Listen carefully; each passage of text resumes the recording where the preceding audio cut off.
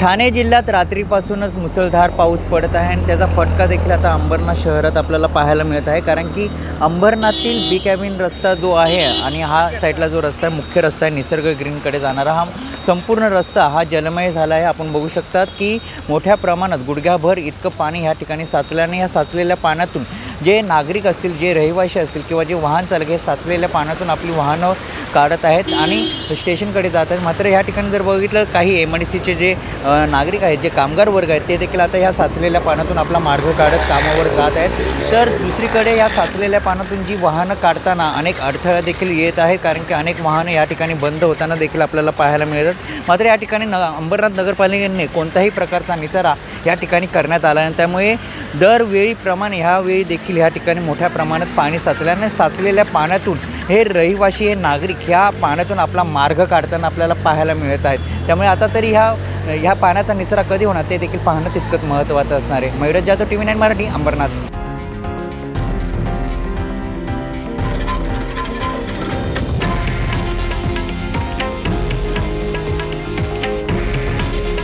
हे आहे देशातील नंबर 1 न्यूज नेटवर्क आणि आपण पाहत आहात TV9 मराठी।